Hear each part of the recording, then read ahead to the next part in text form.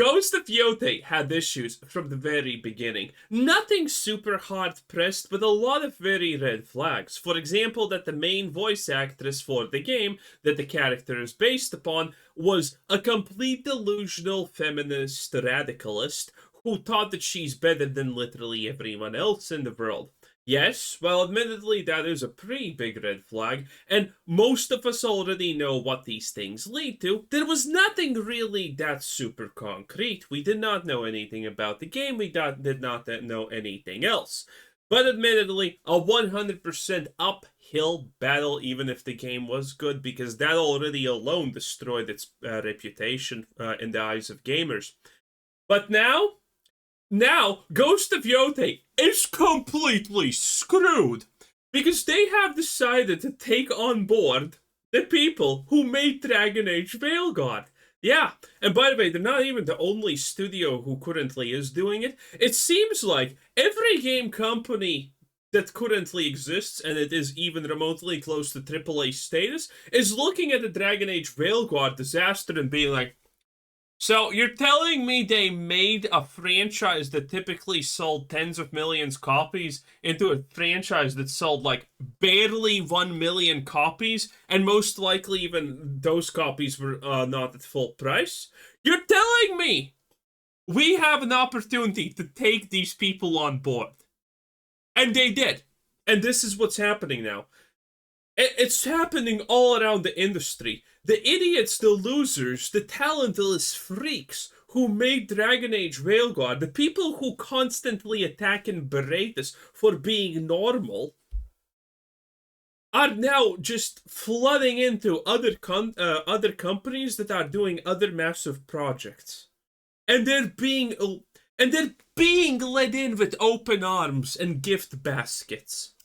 Hey, what's up guys, Rob here. So today's going to be a jam-packed video because I woke up today and saw an absolute explosion of gaming related news. Now we're not going to cover everything I came across, we'll save some of it for future videos, but today I want to talk about 3 different stories that are all tied by one theme, and that is falling upwards. That is a very disturbing trend in the gaming industry right now where people who are a part of terrible projects that tank somehow find themselves getting promotions and better opportunities at other studios. And that's exactly what's going on today with some well-known failures like Concord, as well as Dragon Age, the Veilguard. So let's... Yes, oh, by the way, yeah, it's also happening with Concord. I know a little bit about what's currently happening, okay? And this is a common thing that, by the way, happens in all industries where there are a lot of people working and whatnot. Because this is the sad but reality of big business, okay? And I'm not gonna tell you it, I'm gonna make you choose between 2 options right now. You can choose between either a CEO that burned down a Fortune 500 company and made it go bankrupt over the 10-year period that he was the head of it, or you can choose someone who has not been a CEO in any company to do the job for your own company. Now you have to choose. What do you want? The guy who burned down a Fortune 500 company and lost billions? Or someone who has never been a CEO? Yeah, most of you picked the guy who burnt out a multi-billion-dollar company just now. That's the reality. And this is effectively what is happening in effect here, which is sad. Because honestly, it should not happen this often for such low positions. Let's begin here. You can see a couple of weeks ago we saw the director of Dragon Age the Veilguard step down, and everyone was wondering where is she going to go next. This was her post basically saying to everyone on Blue Sky that she was so happy to be a part of Dragon Age and that it's so important to her, but you know, not important enough to stick around. She jumped ship only a couple weeks before the big round of layoffs would begin. Now, she's been pretty busy on Blue Sky, making some typical activism type tweets, including very weird ones like this, where she said just 2 weeks ago, "I wish everyone against puberty blockers for trans youth would experience the pain we endure. Your face peeled back to reshape your skull, breast tissue removed, hundreds of hours of electrosis trauma. But I really can't wish this. I'm not a monster. I wish you access to empathy." This is probably the most disingenuous tweet ever because obviously you're never making it unless your real intention is to wish this upon people. But this is just everyday normal behavior for these freaks of nature. All these woke losers hate you, they hate me, and they think we should all be honestly just rounded up and aligned up, if you know what I'm saying. It's just the world we live in. Hashtag trans rights. So this is kind of a poorly veiled threat, and again, targeting youth, which is something a lot of people would have a big issue with here. But on Blue Sky, she's been pretty active, continuing with the activism, just today retweeting or reposting something from an account called Woke for Life. Clearly, they're not learning anything about how people are rejecting this nonsense. But you can see former Dragon Age the Veilguard, but current question marks with this little shushing emoji here. It thinks that I felt like that I'm gay. God damn, I hate life. Well, it's not too much of a secret. People figure it out pretty quickly. You can see from Fandom Pulse here, Dragon Age the Veil. Don't. This is gonna be a video on my Magic channel because goddamn, we can't. It's just Wizards is cooked. Veilguard director hired to work on new Dungeons and Dragons video game, and I feel so bad for Dungeons and Dragons fans, especially. They're part of Wizards of the Coast. Wizards of the Coast have learned literally fucking nothing from anything that's happening. They're doubling down on the Wizards of the listen.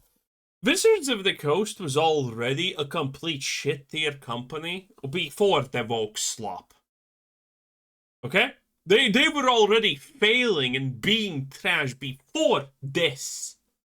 And now they're just adding this to their ranks. It's insanity. Especially ones who have been a fan of the franchise for decades. They have watched this franchise be ripped and torn apart by activists. It's so bad what's been going on over the past couple of years, especially with Wizards of the Coast and the nonsense that they're doing. But anyways. Never forget Black Aragorn.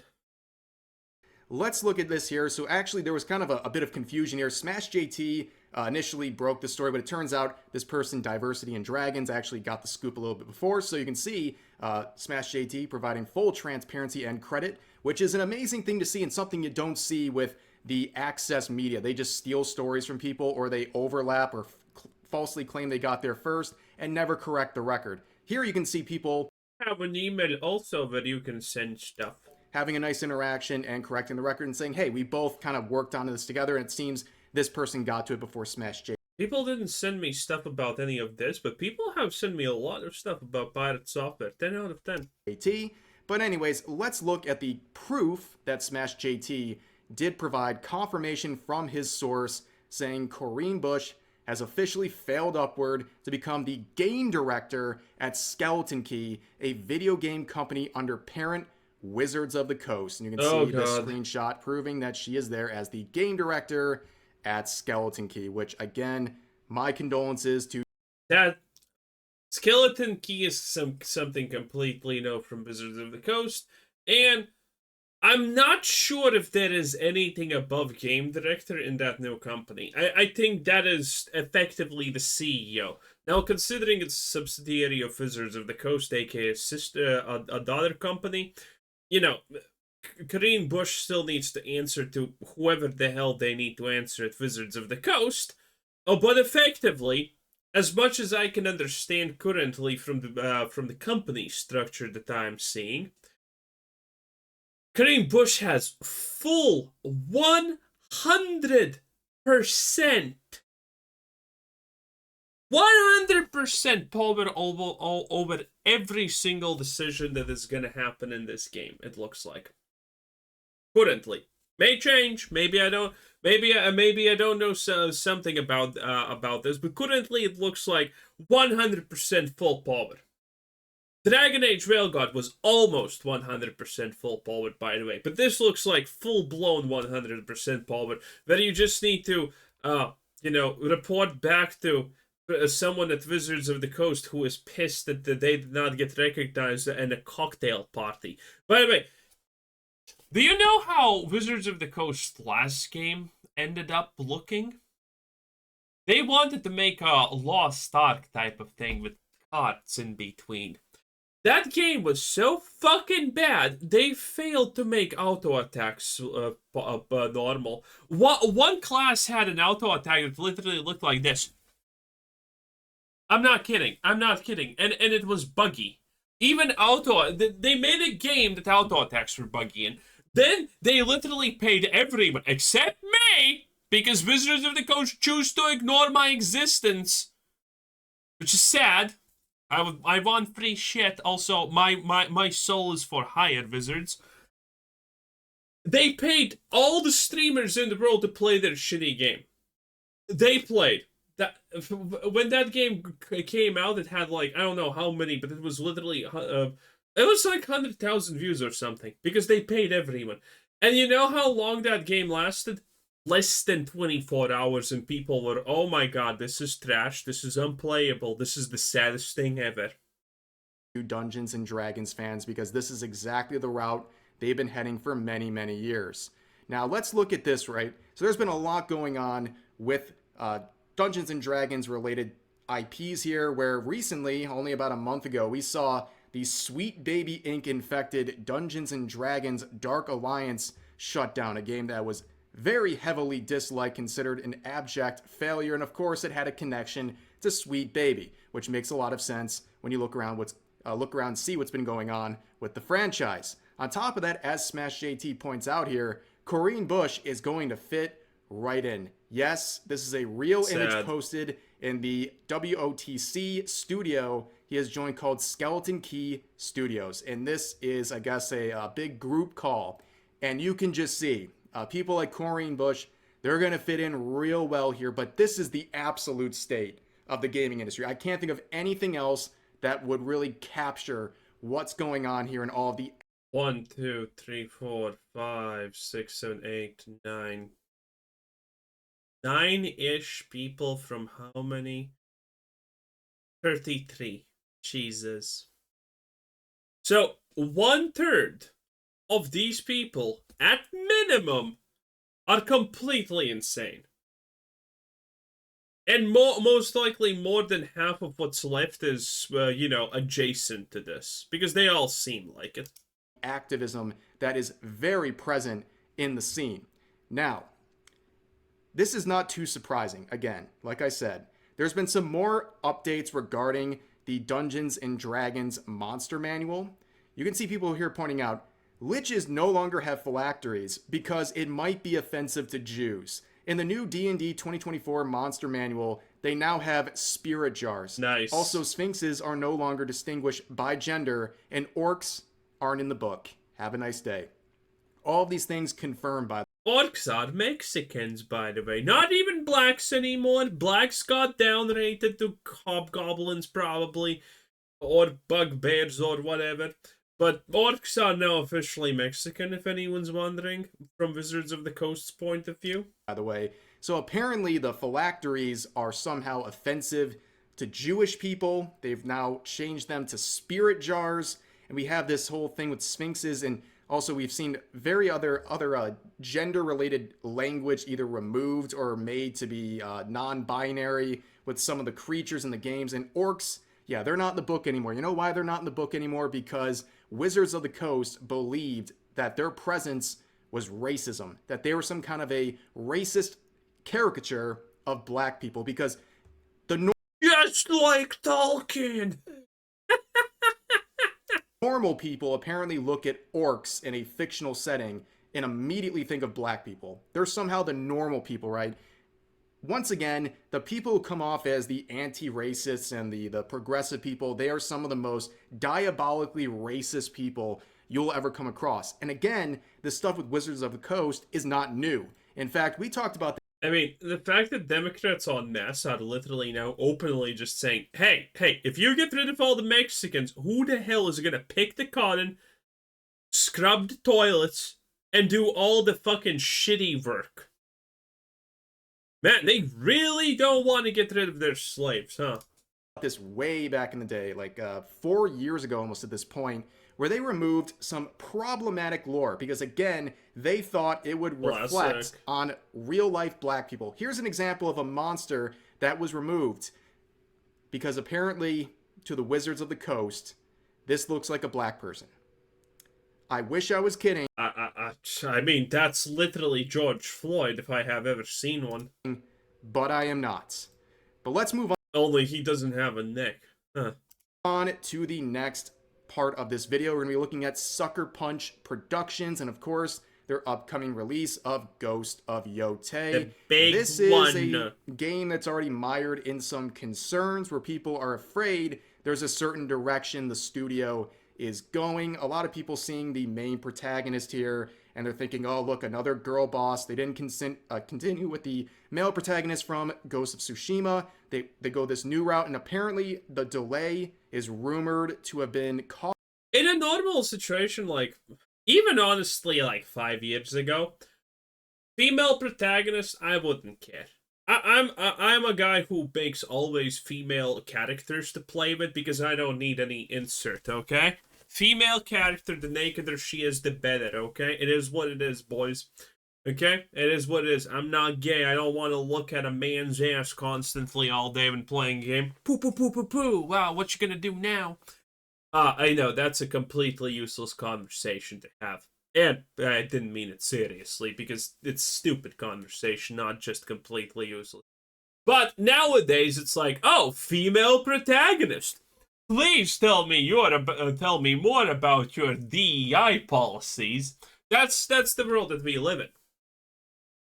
Previously, a female character is not a big deal. Some people would not want to play it because they don't want to play female characters, which is fine. I don't personally understand it, but you know, that's fine. But nowadays, female protagonist is like, yes, red flag. Tell me more how this is gonna suck. Caused by a last-minute switch to a female protagonist. Also, people have looked at the actor, the actress behind the main character of this She probably gets burnt by holy water. That's how bad she is. game, and she is a full-fledged activist. In fact, she might be more outspoken than people like Corrine Bush. Like, she is off the wall, unapologetic, and a lot of people are concerned as to what that's going to do in terms of affecting the game. But there was also a bit of controversy back a few months ago when people started criticizing what's going on with this game and raising their concerns. And a former Sony chairman would tell people, basically, don't buy the game. Here's the actual interaction here saying, number one, it's a game, an entertainment, a story a team of creators believes in. They want to make this. It's a game. If you don't like it, don't buy it. In fact, why not make the game you want yourself, which is the most stupid. Yes. I love the classic argument. Oh, it's a bad game. Well, then why don't you make a game for yourself? I don't need to eat a shit to know it's probably not gonna taste really great, okay? I don't need to run in the fire to know I'm gonna get burnt. There are things that are obvious to everyone who has at least two functioning brain cells that are not fighting for third place and rubbing against each other at the speed of light to compensate, to know that this is gonna be bad. Stupid thing you could ever say. I'm sure Sucker Punch, who's a subsidiary of Sony, by the way, would really appreciate this employee from Sony saying something like this, basically doing the classic challenge of, well, if you don't like it, don't buy it. Well, okay, challenge accepted. We should do a psyops where we talk to people who have these flags and then call them out as traitors because they don't. I'm not seeing a Black Lives Matter flag here. So what are you? You're for gay rights? I'm assuming this is like trans rights, but not black. Are you a racist? I think you're a racist. Why don't you have every flag here? No pronouns in the bio? You're an enemy. You're not woke. You're a Trump supporter. I think that would be a great thing. Accepted. Many people would literally make their decision just like that as soon as they saw a response like this. And on top of that, the ridiculous narrative here. Why not just make the game yourself? That's like saying you go to a five-star restaurant, you have a professionally trained chef, and they come out with a terrible meal, and they say, well, you don't like it? Well, guess what? Make your own food. Like, it's so stupid. It's such a cop-out. But a lot of people have been raising concerns. The screenshot has been making the rounds, not only showing the star, Erika Ishii, who is the voice behind the protagonist, but also people are pointing out some of the writing staff. And why are they pointing out the writing staff? Well, there is a connection to another failed franchise and game, and that is, of course, Veilguard. So you can see from that Park Place, Ghost of Yotei fan concerns. And again, Dragon Age Veilguard shuts down, everyone gets fired, and they get just instantaneously implemented in other companies. It's wild. It shouldn't be like this. They should be blacklisted from the industry. Increase. Games writers also worked on Dragon Age, the Veilguard, and Mass Effect Andromeda. That is not a very good headline. Once again, failing upwards. Somehow 2 writers have found a place at Sucker Punch after being a part of the failure that was Veilguard. Now, magical. Some people are pointing out the individuals here that are listed as writers on this game. You can see the first person here listed is this John Dombrow individual who was a writer on various games, and it's all over the place in terms of the reception. By the way, all of these lists where it states your name and your achievements were supposed to be something that just, bolsters your ego, makes you special because, ooh, look at that. You were a writer at a game that almost did good, and things like that. Essentially, it's just a complete ego trip for a lot of people. And nowadays, these lists are mainly used to find people who should be avoided. Because that's just smart. Of those games. So they're a part of successes like Mass Effect 3, for example. There was also Dragon Age Inquisition. Those are 2 games that were objectively. I can already tell you what's going to happen with those games. In those old games, they were not the main writers. They probably were people who, touch up something and maybe gave, 1 or 2 ideas. And now, these talentless people are just promoted to the top because they have worked somewhere for 10 plus years. Successful games. However, they were also a part of big failures like Mass Effect Andromeda, as well as Veilguard, and also Anthem. Those are games that are very disliked, and when you look at his resume, for example, he's basically 2 for 5, right? He was a part of 2 good games and 3 really bad ones, and 3 recently really bad ones. So there's definitely some concern about that. A lot of people don't like those odds, for example, right? And then we also have this Courtney Woods individual who's another writer listed for Ghost of Yotei, and it's basically the same resume, right? They're part of Inquisition. Anthem. Being a writer for Anthem, wow. They're part of Veilguard, Anthem, as well as Mass Effect Andromeda, and I believe Mass Effect 3 as well. So it's basically the same resume. These people have clearly been working together for quite some time, and they've received a joint promotion. They are now a part of Sucker Punch, and they're dealing with a very highly anticipated game, okay? A lot of people are, I think, rightfully concerned about the direction of this game. A lot of it was more, I guess, superficial things, right? Like they're looking at the main protagonist being a female, and people are like, oh, we're going with the classic girl boss type thing. And, sometimes I think that's sort of a jump. It's a bit of a reach, right? Just think like, oh, a game has a female protagonist and must be woke or something like that. That is generally a stretch.